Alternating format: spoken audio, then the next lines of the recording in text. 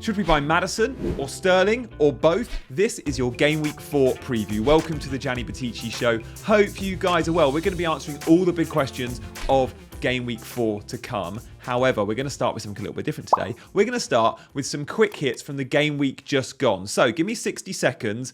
Right, Man United, they look good in attack. Well done for holding Bruno and Rashford, but I'm still thinking they're vulnerable at the back. If we look at Arsenal, can we justify an Arsenal triple up? Some of us have got two Arsenal midfielders. I'm not sure that's a plan to last much longer. Maybe one Arsenal is enough. Man City look a little bit sloppy, conceding that late goal, but still their defensive numbers are elite, and that defence is being overlooked. Chelsea, they look like a proper team. Look at this identity on the pass map. We love that. There's a front four players here and a back six. Now in the front four, you've got Ben Chilwell and you've got Enzo. Two players worth noting for FPL. We'll speak more about the other two of those front four later in the show. Jackson and Sterling, of course. Spurs, they're a team that we need to cover, absolutely. There's still no standout goalkeeper in the Premier League for FPL, is there? And Liverpool, is Salah worth the price tag? Absolutely not. If only Jota or Darwin were nailed, I think that's where we'd be going.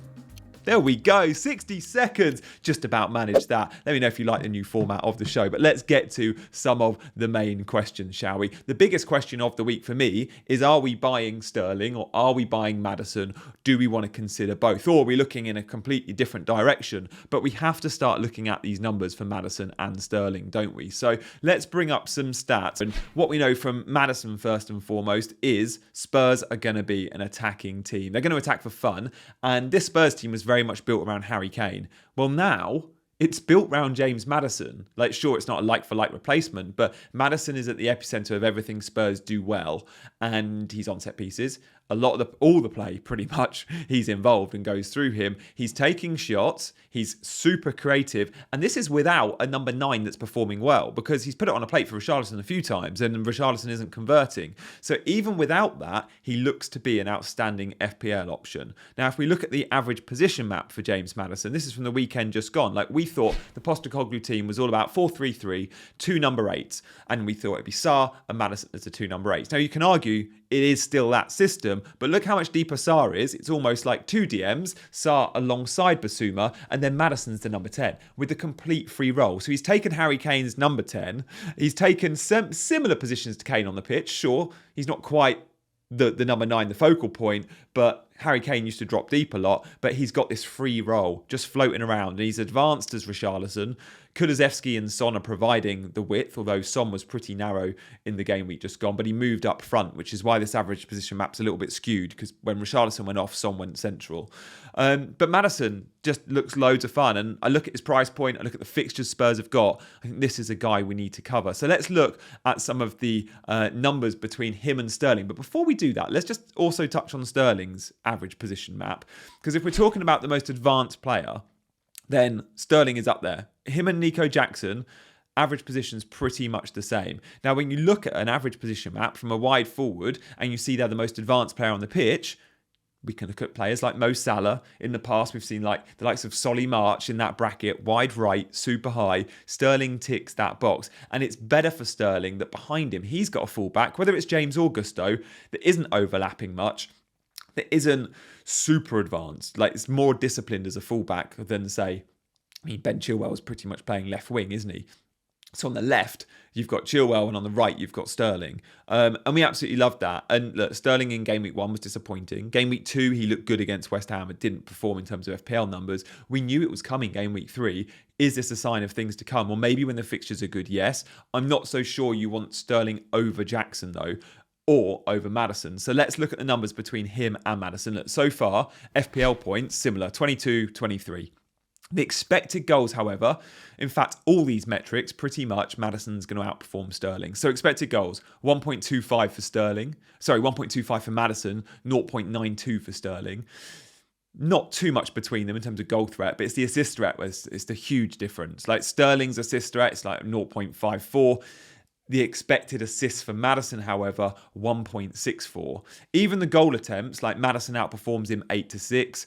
Chances created 9-4 in Maddison's favour. The penalty area touches, we know, and we've seen from the average position map, we're not surprised to see Sterling way more penalty area touches. But it's what you do with those touches which is important. So I look at those numbers.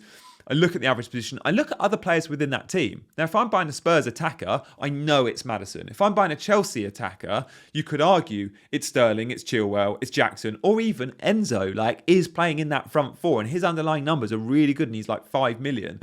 So it's difficult to pin which two of those four you buy if you're going in for Chelsea. And of course, midfield spots are so difficult that Maddison just looks like a set and forget standout, while Sterling might be someone you put in your team and you want to take out in a few weeks, which again is fine to do and absolutely have a play with that. But Maddison for me is going to be, I think, unless lots changes this week, injuries, whatever, Maddison is my priority transfer, and I'm still not entirely sure with who I'll be selling, but I think I know, and I think that will come in the form of an Arsenal midfielder. So look, the next big question this week has to be, what do we do with our Arsenal and our Man United midfielders? Because most of us have 3 or 4 Arsenal Man United midfielders in our lineup, right? Odegaard, Martinelli, not so popular but in a few teams. Saka, most teams. Rashford, most teams. Bruno, in a fair few teams. So those 5 players, what do we do with them? Well, let's compare the midfielders so far from the first 3 game weeks across the board. So from all midfielders in the game, how do they rank in terms of, FPL points I'm never too worried about. How do they rank in terms of expected goal involvement? Now let's do non-penalty expected goal involvement, because we know the players that are on pens and we give them a bump for that. We actually don't know who's on pens for Arsenal. Odegaard and Saka have had 1 each now. They did discuss that. Odegaard literally gave Saka the ball, and they're cool with it. Like, Odegaard is the club captain, remember? So I think he will make the call if he fancies it or if he wants to give it to Saka. And that'll be based on probably how they're playing in that game. So look, let's bring up the best performers so far this season. In midfield, at number 1, he's only got 16 FPL points, but his non-penalty XGI, 3.1. And he's had a penalty, and that's Bruno. Can you sell Bruno now? Many were like, give him 1 more week. I said the same. I was like, probably give him the Nottingham Forest fixture. But what we saw in that fixture is a very advanced Bruno. Without Mount in the team, and we said this would happen, Bruno's got a little bit more license to get forward, because it's either Mount or Bruno as the 2 number 8s in that team that go. They are taking it in turns. So when one goes, the other one sits. Well, this time, every time now Mount is out, Bruno can go. And he's getting big chances. He's missed a fair few. He should have had more points. But the non-penalty XGI, the expected goals and assists combined, is really high for Bruno. Best in the league. So I think you hold him. Maddison, again, this is why we love Maddison. Second with a non-penalty XGI. Saka in third. Again, I think he's a hold, right? Then we've got Matoma and Bomo and Bowen, all been doing super well. And look, and Bomo on 25 points, Bowen on 23. Overlooked, you could argue, for Bowen. But then what about the other players in the Man United and Arsenal lineups, midfielders that we own, commonly owned players, all the way down the list? And again, I haven't ranked these. So we've ranked the first 6, but then quite a bit further down, you've got Rashford on 1.59 XGI. 12 points. Martinelli's only clocked 10 points and he's had 1 assist, 0.94 XGI non-penalty in the first 3 games. Poor, really. And Odegaard, even worse, 0.57. But he has scored a penalty, Odegaard. So I look at Odegaard, I look at Martinelli, and I look at Rashford, and I'm thinking, if I owned all 3 of these, which ones do I sell? And I think they're ranked in order. I think from the bottom up, you sell Odegaard first, you sell... Do you know what? I'm going to change that because he might take the next penalty. I would sell Martinelli first, then I would sell Odegaard, then I would sell Rashford. So if you're looking to switch to a Maddison or a Sterling or an Mbommo this week, and you've got a Martinelli or you've got an Odegaard, they're the 2 I think I'd get rid of first. And for me, I think it's going to be Martinelli. And it's because of these numbers. Now, Jesus will come back into that Arsenal team. And with Jesus as the number 9, that is better for Martinelli. I promise you that. When Nketiah is the number 9 or Havertz is the 9, Martinelli doesn't occupy central positions. He stays fairly wide. What we saw last season, when Jesus is in the team, he naturally will drift left and Martinelli can come into that 9 channel. And he takes up more central areas. And with that, he gets more shots in better positions. I still don't know if that's enough, because I don't think Arsenal, with the fixtures coming up, we can justify Saka and Martinelli when there's so many other good mids. I think one Arsenal midfielder is enough. Guys, these stats are all from the Scout members area, by the way. You can check out the link in my bio if you fancy checking out that members area. And also, thank you so much last week. Loads of you hitting that like button on my videos, and it does amazing things for the YouTube algorithm. So appreciate that. If you like this video, hit the like button and of course, subscribe if you're not already subscribed. Now, another big question this week. Nicolas Jackson. Is he worth it if you don't own him? Because there was a bit of a bandwagon last week, but there might be another bandwagon this week because he's got Nottingham Forest at home, then he's got Bournemouth. So how is Jackson comparing? And if you want to go for a Chelsea attacker, we've compared Maddison and Sterling. What about Jackson and Sterling? Now, the reason why I prefer Jackson is midfield spots are so tight. Forward spots, a little bit looser. There's not too many forwards we want in our team. Therefore, buying a Jackson is easier.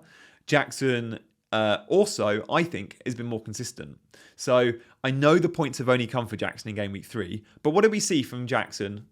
Let's go back. What did we see from Jackson pre-season and in game week 1 and in game week 2 before game week 3 even hit? We've seen the same player. Big chances falling his way. Starting games, looking sharp, bullying defenders.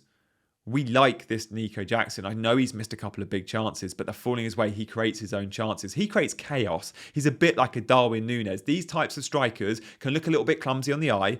They're all action. They're running their socks off all the time. And sometimes because of that, their first touch can be slack. Because of that, their finishing can be a bit loose and a bit wayward. But it's because they are going 100 miles an hour all the time. And because of that, they're creating their own chances. They're not just relying on teammates to create chances. They can bully. They're a defender's nightmare. And I think at the weekend just gone, we've seen Jackson and Darwin are both great FPL options. Or when they're starting in the team, will be great FPL options. Darwin not there yet. I much prefer the consistency we get in his performance, his individual performance from a Jackson to a Sterling. Sterling might be based on opposition. It might be that he will bully a Luton, but what will he look like against Liverpool game week 1 or West Ham game week 2? And I don't know if we've seen enough from Sterling on a consistent basis to go, he's going to keep delivering week on week. With Jackson, he might not return the FPL points week on week, but I know the performance I'm getting from him. I know he's going to be an 8 out of 10. And I take all of the pre-season and the first 3 game weeks in that. Sterling, we've seen for a game and a half, he's looked really sharp. So I think Sterling's a fine buy, absolutely. But I prefer Jackson. Now, for big chances, out of all forwards in the Premier League this season, Jackson has had the most. He's first. For expected goals, he's second. For non-penalty expected goal involvement, he's second. For opposition half touches, he's second. For shots inside the box, he's fourth. This is of all strikers. For attempts in the box, he's fourth. These underlying numbers are brilliant. He needed that goal. And now he's got that goal. We see it all the time with forwards going on barren spells. They get their goal and they look like a different player. Now I think come game week 4, Jackson's going to be an amazing shout. And I'm expecting points from him moving forward. Really good pickup. If you've gone there, well played. If you haven't gone there yet, it ain't too late. And many still own Ollie Watkins, who looked okay against Burnley, fair. He's got Liverpool next. And I think Liverpool is starting to look a little bit better. I think that performance against Newcastle will maybe start to see Liverpool clicking. And we might even see some Liverpool clean sheets. That'd be nice. Maybe Trent will become an option once again. Who knows? But let's have a look at the weekend just gone in terms of my points very quickly. Disappointing week for me. 46 points. Guys, that Gabriel spot, third defender, has haunted me. Kill me game week 1 and 2. And game week 3, rather than go Udogie or Gusto, as many did, I went Gvardiol, who looked so comfortable for a clean sheet and bonus points. And then Sheffield United go and score in the 80 whatever minute. And with that goal, not only did Gvardiol have his clean sheet wiped out, but Man City decided to put Foden, who was ill, on. They had no choice because they were drawing. So Foden comes on and blocks my Colwill points. I got a jammy assist from Foden, but I'd rather the Colwill points. Crimea River, there we go. I'm looking forward. And remember, there is midweek football this week as well. I think 12 of the Premier League teams are playing in the Carabao Cup, and that includes teams like Chelsea. Let's have a look at the season ticket. We haven't brought it up this season because I am conscious now people are starting to consider when they might be wildcarding. Now, it's really good practice every week just to go, if I was wildcarding, how many changes would I make? And if the answer is like 7, 8, 9, that's when you pull the trigger. And I'll be doing this exercise on Wednesday's video. I'm going to look at my team. I'm going to look at what my wildcard team would be. And I'm going to decide, would that be a wildcard or not? Now, spoiler alert, it's not going to be a wild card for me this week, but I know people are doing it. So maybe you'll want to see my wild card draft, and that will be, as I mentioned, Wednesday's video this week. But to do that, I'll be using the season ticker, the fixture ticker. So I've got this from Scout, and I filtered this all the way through to game week 11. because I was like, let's have a look at the next 8 weeks, because I never know with season tickers. Should I be bringing up the foreseeable? Should I bring up the next 3 game weeks? Should I bring up the next 10? Should I bring up the next 15? I always think, because you're making a transfer every week, like if I did the next 8 weeks, that's 8 changes to my team. So I don't need to look beyond that. You could argue you could filter it to the next 6, but I'm going to filter it to the next 8 here. And top of that ticker, we have Liverpool. Forget Luton because they're not an FPL team. Tottenham, Chelsea, Newcastle, Villa, all with good FPL assets. So when I do create my wildcard, and when I'm bringing in my transfers this week, like many of you are thinking who to buy, again, this encourages me to buy James Maddison. Tottenham are 3rd in the ticker. If you're looking for Sterling or Jackson recruitment, again, Chelsea still 4th in the ticker. Newcastle, I think, have flown under the radar because the fixtures were so tough, but look at the fixture run they're about to go on. Do we want a Newcastle defender?